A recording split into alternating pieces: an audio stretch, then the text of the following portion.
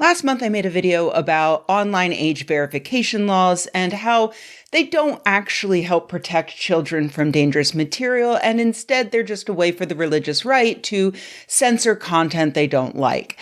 I mostly focused on the not protecting children at all point, but at the end, I did point out that these laws are part of the grand picture painted by Russell Vogt and Project 2025, and how, if passed, they are designed to lead to the censorship of more than just pornography, trans care, women's health services, resources for kids in abusive homes, et cetera, et cetera.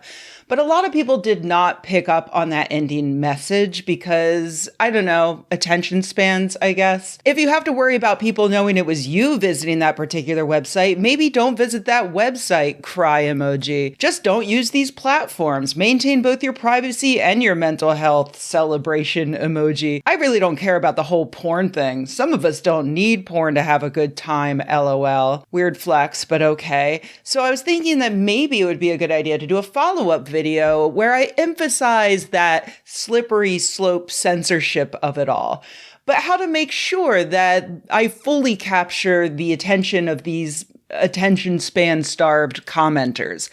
Well, inspiration came from another commenter who did watch to the end of the video and had a remarkably blunt reaction to it. I don't care about the LGBT plus movement, but I'm still concerned. As a gamer, I remember Jack Thompson's rampage against violent video games. Imagine if he was in charge of what happens next. Fallout, Doom, Resident Evil, Silent Hill, Dead by Daylight, Mortal Kombat, Dead Rising, Grand Theft Auto, and any other violent video game franchise would be gone. Well, that is certainly a true gamer opinion, isn't it?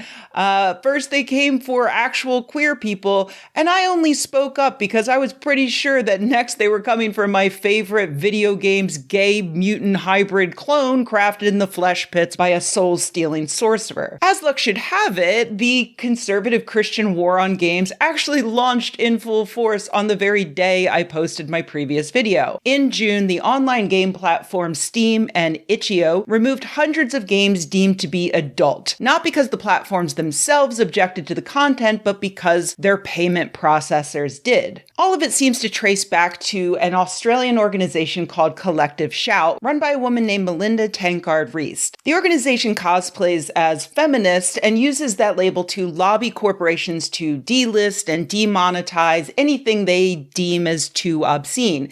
In reality, Tankard-Reist is a right-wing theocrat who is not just anti-porn, but, and please hold on to your monocles, also anti-abortion, anti-trans, and anti-free speech. Wow, it's almost like those things go together no matter what country you live in.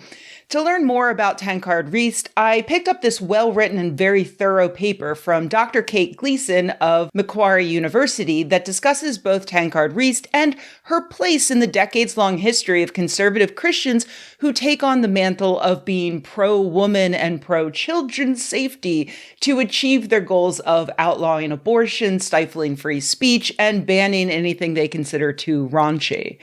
Tankard-Reist started her public life as the bioethics advisor for an anti-abortion politician, spending a decade with him before starting her own anti-abortion lobbying group, Women's Forum Australia. When Australians rejected the anti-abortion agenda of that government, she pivoted to publicly wringing her hands over the sexualization of children, something much more likely to gain positive press in a more liberal world. That focus led to her creating Collective Shout in 2008 to lobby against the objectification of women and sexualization of girls in media, advertising, and pop culture. Gleason compares and contrasts Tankard-Reist with contemporaries like Ariel Levy, author of Female Chauvinist Pigs, writing, Levy's analysis is similar to Tankard-Reist in identifying the sexual revolution as having hijacked women's liberation. Her irritation that Playboy founder Hugh Hefner touts himself as a feminist hero of the post-feminist world is palpable. However, Levy does not concern herself with agendas of censorship or or children, as does Tankard Reese, who tends to portray women less as active participants and more as passive victims in their relentless personal and cultural sexualization. I think that is a really great point to highlight. Feminists have differing and nuanced opinions on pornography and the sexualization of women. So when I discuss Collective Shout and their ilk, it's important to not assume that I like the brands, games, films, and whatnot that they criticize. My issue is with their philosophy and their tactics, which assume that women are essentially powerless children, that anything adult is necessarily damaging to society, that any portrayal of sexuality or violence against women or children is necessarily bad, and that the answer to all of this is top-down censorship. As far back as 2014, Collective Shout was lobbying against video games, as when they launched a successful petition to get Australian stores like Target and Kmart to agree to not carry Grand Theft Auto 5 because of its depictions of violence against women. They've achieved several similar wins over the years, and in April of this year, they convinced online gaming platforms to delist a particularly violent, awful game about raping women. But their goal was to get these platforms to censor all adult content, and clearly Steam and Itch.io were not willing to do that. There are hundreds of well-loved games on the platforms that are in some ways raunchy or pornographic, with sexual gratification being the goal. And there are many more games that feature violence against women or children as an important part of the gameplay, like Detroit Becoming Human, for instance, in which the player controls a housekeeper who witnesses a man abusing his wife and child and must take action to save them. That is obviously not a game you'd want a young child to play, but there's absolutely nothing wrong about it that glorifies violence against women and children. Obviously, there's no way that these platforms were going to kowtow to the religious right and just ban all of these games. So Collective Shout adopted a tried and true tactic. They targeted the payment processors. This is well-trod territory for Puritans. They used the same tactic previously to make life miserable for sex workers. As detailed in this 2023 paper published in City University of New York Law Review, financial discrimination against sex workers doesn't just force those people to find difficult workarounds for opening accounts, getting insurance, or finding loans, but the algorithms financial institutions use to detect sex workers also end up capturing a wide variety of uses, including access to sex education, abortion services, and mutual aid funds, all of which I will point out are things that the conservatives also oppose. It's not a bug, it's a feature. And so, sure enough, it only took about a month of Collective Shout pressuring PayPal, Visa, MasterCard, Discover, and others before those institutions leaned on Steam and Itch.io, and boom, hundreds of adult games were delisted.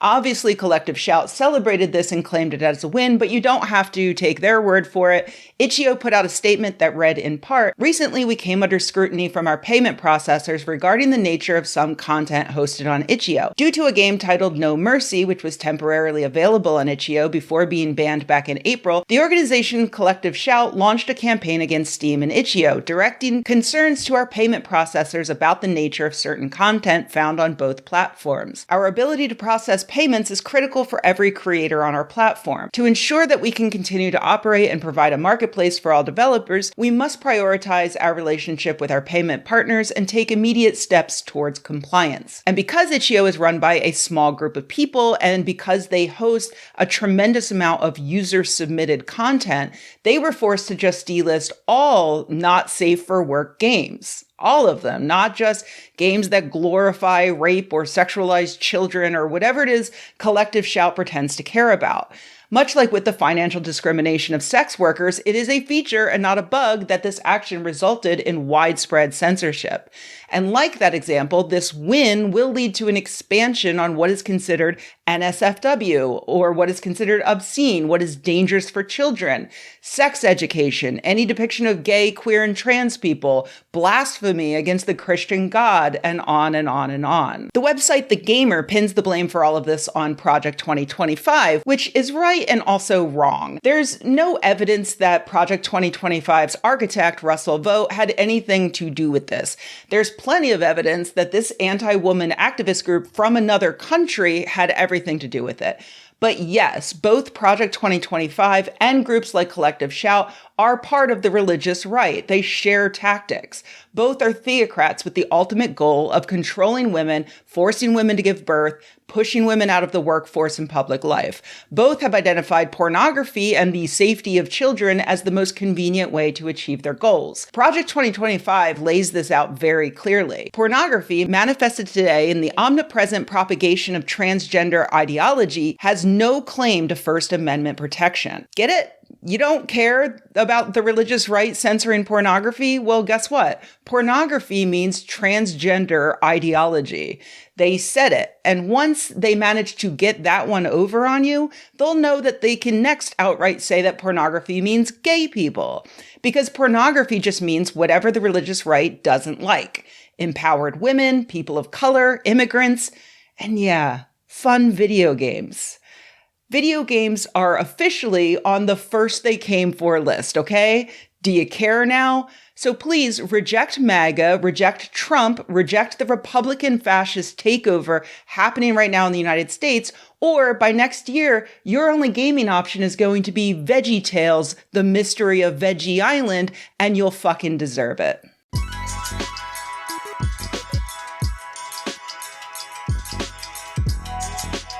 Hey everybody, thanks for watching. If you enjoyed this video, please give it a like. If you loved the video, please subscribe. And if you think the world could use more videos like this and you happen to have a few bucks laying around, head to patreon.com/Rebecca and join an awesome community of nerds like the people whose names you see on the screen right now. Thanks.